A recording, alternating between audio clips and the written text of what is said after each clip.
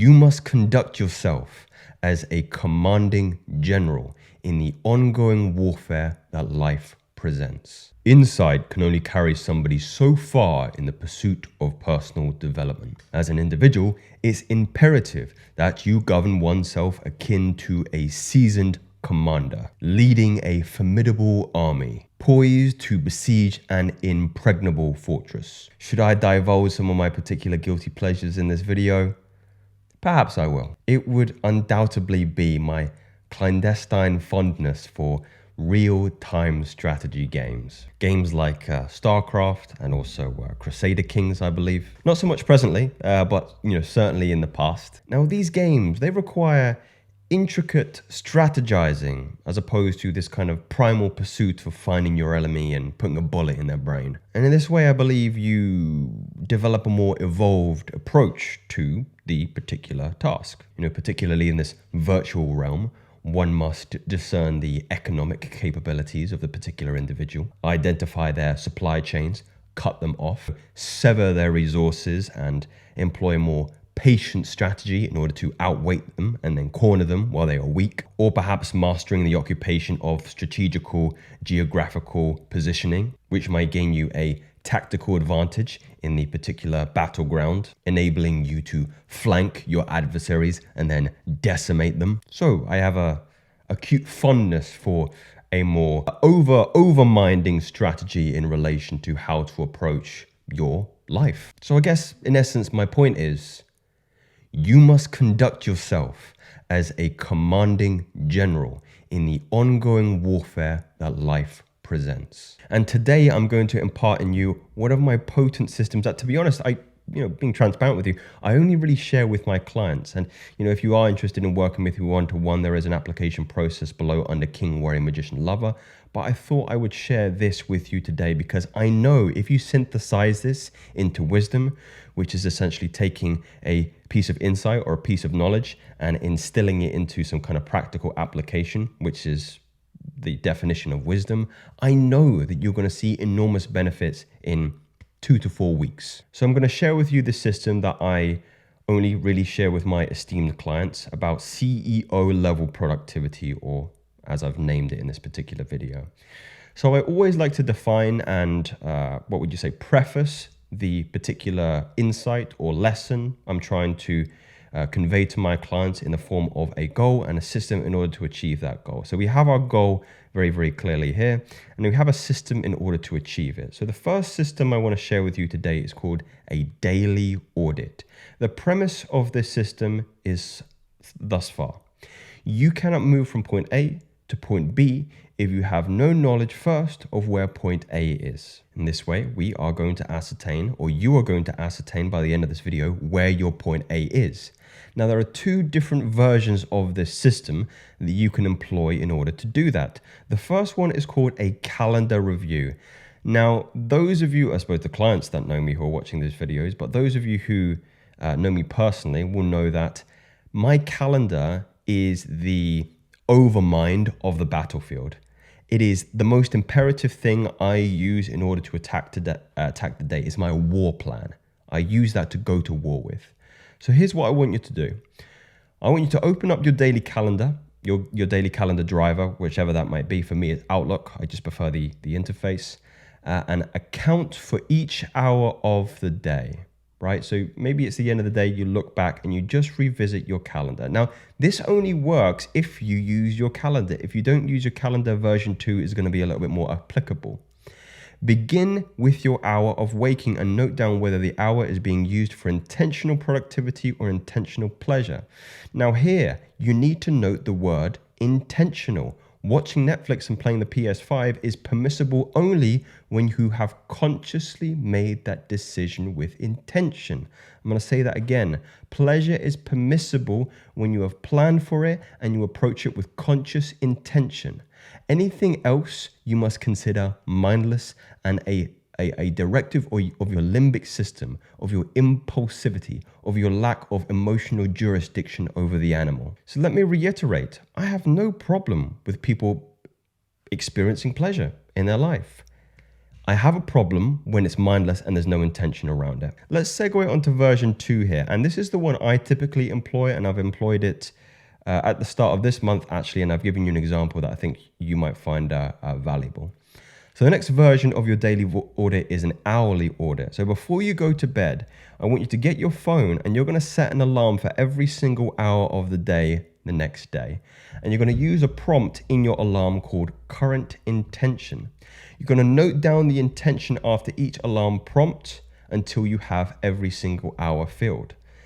I've got an example I'm going to share with you in a moment. You're going to review at the end of the day how much of your intention resources are spent with intention or are considered mindless. So here's an audit I did on myself on the 3rd of July. I'm recording this on the 20th. So this was a Sunday, I believe, or I don't think that's right, actually. Might have been a Thursday. I always wake up at 7 a.m. And this morning I woke up and I went to do a cold sea swim, a little bit of cold exposure. Gets the endorphins up, uptick in dopamine sensitivity, and also boost your testosterone if you follow it with a training session. So after that, I live very, very close to the sea, so I'm able to get down into the ocean and then over to the gym. At 8 a.m., I was training pushing patterns that day. At 9 o'clock, I was still in the gym, but I was finishing off with the triceps. At 10 o'clock, I had a client discovery call. At 11, I was doing some writing and scheduling some tweets for the week. 12 a.m. I was 12 p.m. pardon me. I was finishing one of the YouTube scripts that I script out for some of my videos. 1 o'clock, I broke my fast with eggs and steak. 3 eggs with a little bit of extra egg white, some steak as well, ribeye, personal favorite. 2 p.m. I was watching the football transfer news. So those of you who are not maybe from Europe, I'm a big fan of the Premier League. We're in the summer transfer window now, and I'm hoping my beloved Newcastle United are going to get a move on and sign a little bit more on the left wing, left back, and centre back positions. Please, Eddie Howe. At 3 o'clock, I had a client coaching call. 4 o'clock, I was reading some Russell Brunson.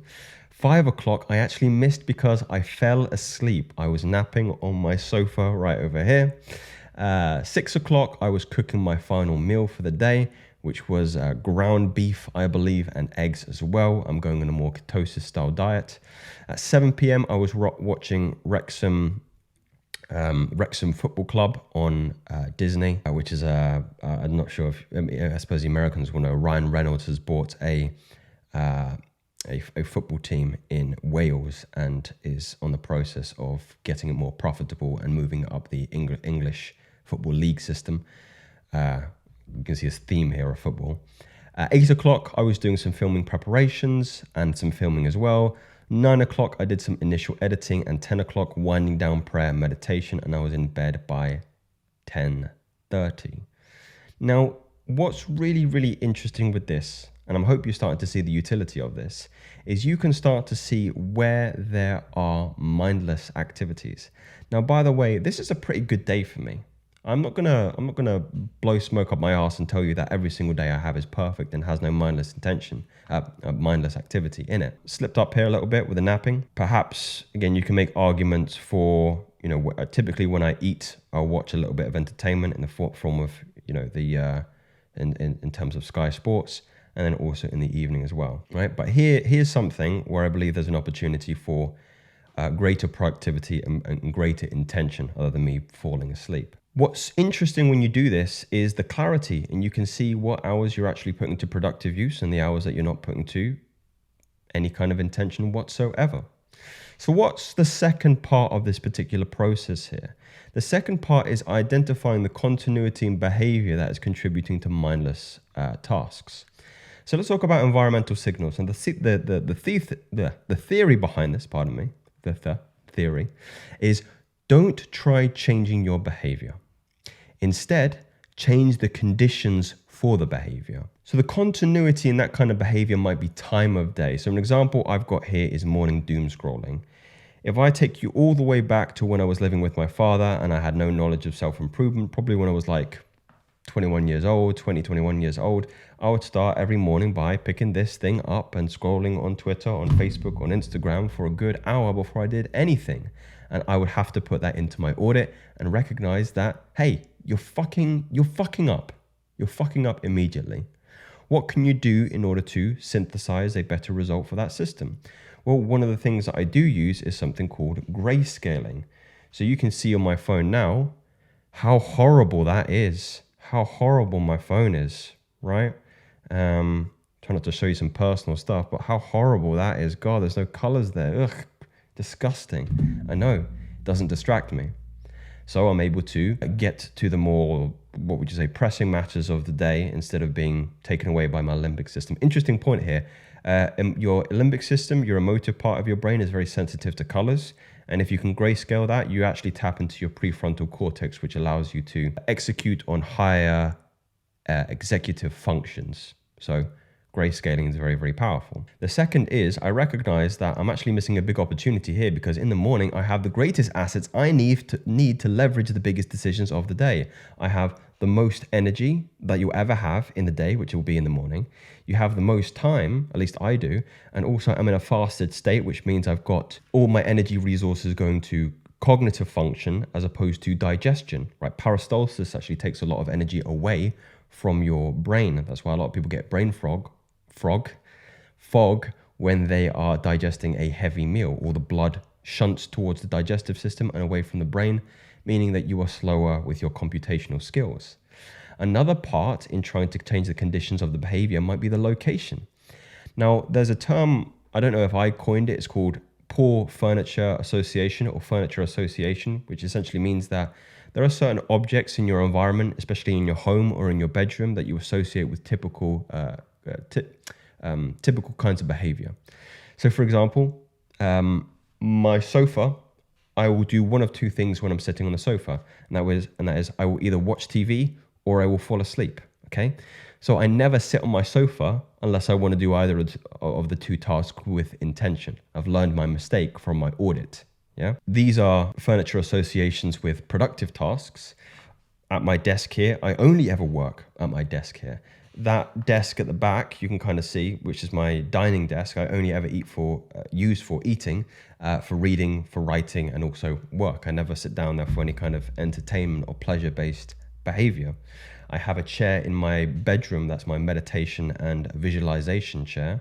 I don't know if you can see, you can't really see on the camera here, but behind me I have another chair, which is a reading chair and a research chair. So I sit down from there, and then the typical behavior is reading and research. So what would be a very valuable exercise for you to do is look in your room, look in your home, and identify furniture that you can sit and be for a long period of time, and what behavioral association you have with that particular furniture. If it's something that's got a high degree of neural connections of a poor behavior, then it's worth moving the furniture around the room, changing the feng shui of the room. And then once it's in a different environment, you can set a new behavioral intention with that different environment, which is more conducive to the new kind of behavior that you want. So again, move the chair or get rid of the chair, change the position of the table. I've had clients who've had success with even changing the the furniture on their desktop. It's a weird way to describe it, but getting rid of certain browsers and changing them for different ones and doing a whole little rearrange of their workflow interface, which sets a new intention for a better behavior. So gentlemen, here are two concrete systems I believe are going to bring you closer to executing like that general on the battlefield and commanding yourself like you are somebody that is going to win the war against life. These are not theories, gentlemen. These are facts. And again, if you feel that I could be part of the synthesis for you getting some of the outcomes that you want in life and you'd like to work together one-to-one, the application processes are down below, and we can see if we can find you a system to help you achieve the outcome that you so desire. But that being said, speak soon.